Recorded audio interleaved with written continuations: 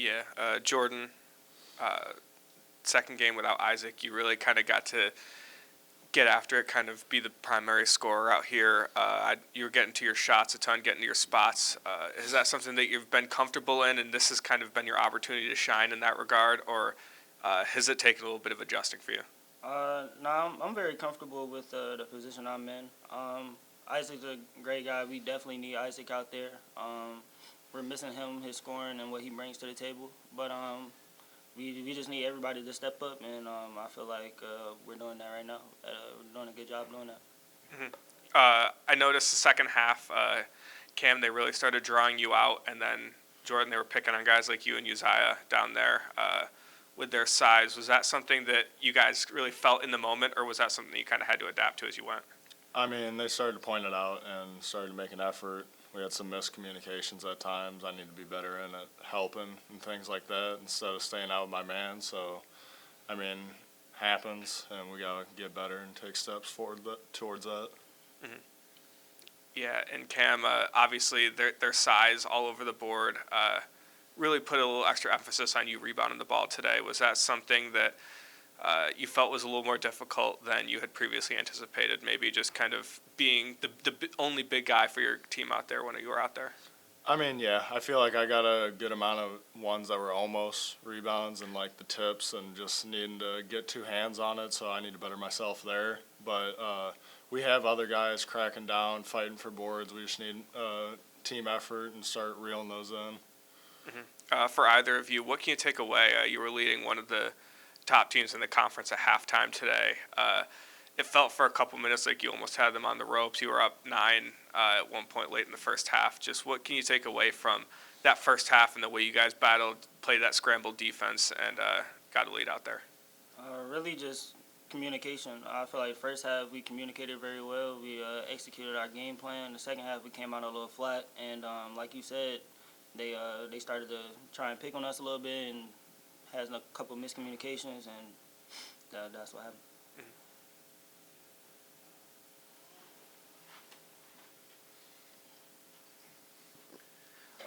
Cam, can you just walk me through just that first half and what was working most for you guys? And was there anything that you took from the last time you guys played against St. Thomas when you were, up in St. Paul that you feel like you did a little better in that first half? For sure. We switched up matchups. We know they're a big man. He's a shooter, and that's not my specialty, defending. So we switched it up and had me on 34, and I think our zone that we implemented in the first half was working really well. We were forcing them some tough shots. They had a few gimmies here and there, but overall our zone kind of slowed them down and made them a little stagnant, and then just matchups and stuff, and I feel like communication was a big key factor in us working really well for that first half defensively that needed to be carried over to the second half. Jordan, can you walk me through just, there were 7 of 10 from three-point range in the second half, and, I feel like you guys were at times extending and getting out there, but then a couple times just they got loose? Yeah, just the three-point defense in the second half? Yeah, like you said, communication, we just lost our guys. They got some open shots, they hit some tough ones, and we just had to live with it.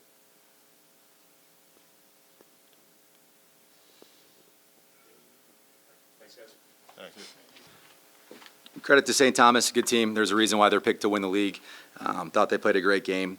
It was a game that we needed to play in the, 60s and 70s, and obviously they scored 53 points in the second half, and we just didn't put two halves together. I thought the last 10 minutes of the second half, you could see we were a little fatigued, and you go into halftime up 39-37, and you're feeling good, and I'm feeling like the pace is too fast.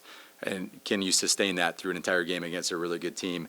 And we obviously couldn't. So that's 100% on me for letting it get to that and being that fast-paced. We can't play like that with limited guys. So they're a good team. They made plays. Their best players made plays when they needed them to make plays, and they were the tougher team. Yeah, I kind of felt that in the back end of the first half that the defense was starting to slip slightly. The pace was getting going. It was just playing more into their hands. What was it that contributed, you think, to the pace getting going like that? You take a couple bad shots, and I told our team this. Bad shots are basically turnovers, and they lead into what? Transition. Or you don't share the ball like you should, and that leads to maybe not a bad shot, but instead of getting a great shot, you get an okay shot, and that leads into transition, or it's just not a good shot for us. Like, I mean, you've seen our team, and you know we're playing 8 guys. Like, there's little room for error. So we have to be able to find really good shots and be able to set our defense. And when we take a couple quick ones, that's not good for us. It's really good for them. And we knew it, and we talked about it at halftime. And then there comes a point, you know, with 7 minutes left in the game when you're down, then you have to try to speed it up a little bit because you need more possessions to climb back in the game. So, you know, we have to figure a way to slow it down in the second night. You know, we were good against Omaha, but the second night, when we're going to be at a disadvantage because we can, you know, have 8 guys playing, we have to do a better job controlling tempo, and that starts with our offense, and that's probably where it was in the first half. I thought Evan was awesome to start the game. Then he gets banged up. Is he going to be okay? And and what do you think that injury kind of did to your guys? Because he was +9 when he went out in the first half. A lot. He does a lot of stuff that doesn't show up in the box score. But you're right. When you look at his plus minus, he's usually pretty good. I don't know. He got hit in the ribs. Obviously, that's hard. I broke 8 ribs at one point in my life, and it's not easy. He came back in the game. He's a tough dude. You got Ethan playing with a broken nose and a bulging disc in his back, and we got guys that are just fighting, right? They know that we don't have anybody else, and they're going to continue to fight. So we need everybody. We need to get Evan back healthy because there's really nobody else to put in. And, you know, the rest of those guys, we have to do a better job just maybe in practice, giving them more breaks and making it a little bit shorter so they're more fresh the second night. And maybe we avoid some injuries that way. But if you got some ideas, you let me know. I'll get back to you on that one. Thank you. I know you're pretty handcuffed right now, but in that second half, they really did a good job, I thought, of isolating Jordan and Uzziah in the post and going at them like that. Was there anything you could do, given you had to respect the bigs out there at the three-point line also? Yeah, we were supposed to double, and we just didn't go. And that was the frustrating part, and that's why I was upset with a couple of our guys. The plan was, like, let's go. We got to go and double, and then we're just rotating our guard out of there so the big would stay with that guard that posted up. And there were many opportunities where we didn't go or we were indecisive on going. Should I go or should I not? And I got to make it more clear. We don't care. Just go. There was one point in the first half where we doubled at the three-point line, and I told our team not to do that because there's no point in stretching the floor like that.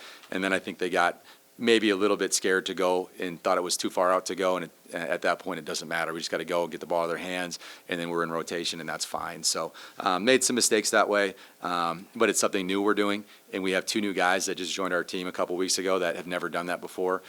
So we just got to keep working on it, and we got to keep finding ways to get better every single week. If you can't tell, I'm a defense guy, but what kinds of things did you do well defensively early on? I thought you did a good job kind of causing some havoc. They started off pretty slow from the three-point line where they kind of make their hay. What did you think you guys did well on that end of the floor early on? I thought we changed defenses in tempo that way where we go 2-2-1 back to a 2-3. They're a flow team. When they're in the flow, they're really good, which you saw at the end of the half.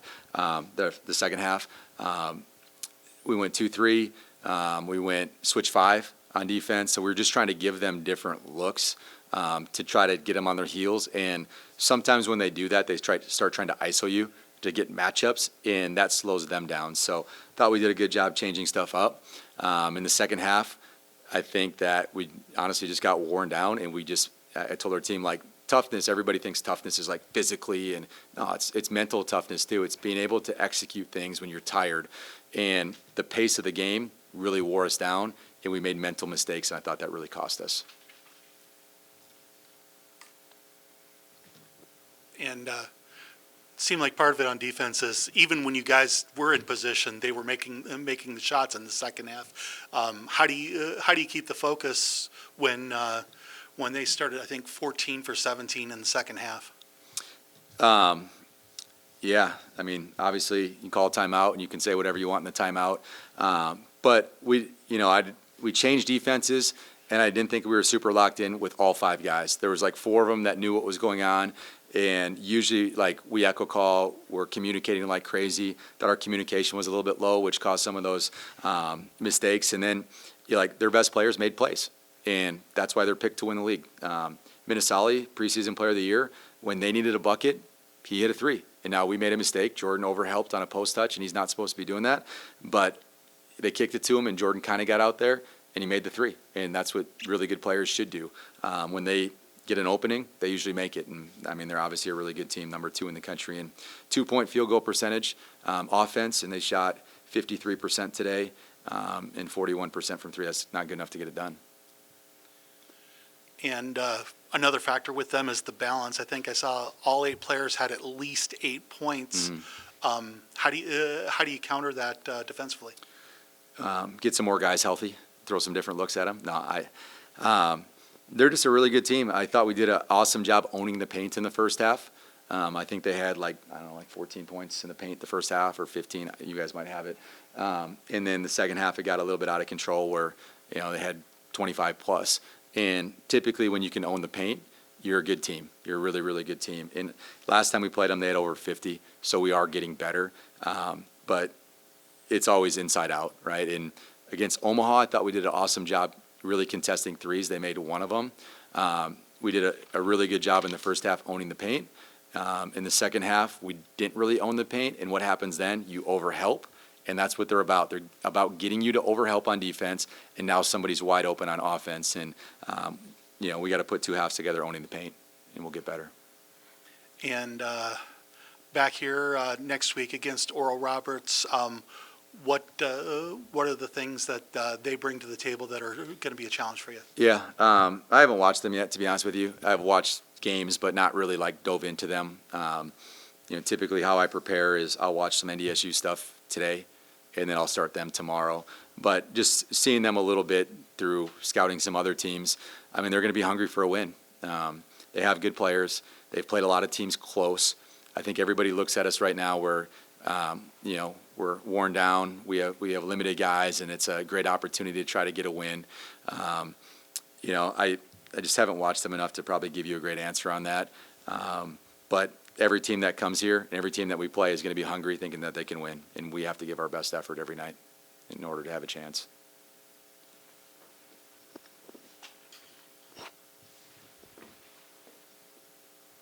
Coach, you got Jake back in the lineup. You have his services back. Can you tell us? I mean, are you expecting Isaac to come back, or what's the status there? I don't know. I'm not just saying that because you guys are asking me. He's got an appointment on Monday, and we'll know a lot more then on where he's at. It's more like, hey, get in a boot and don't hurt it worse, and let's get you in the doctor on Monday, and let's see what's going on. So if I knew, I would tell you guys, but I honestly don't know. That's all I got. Thank you, guys. Go Yotes.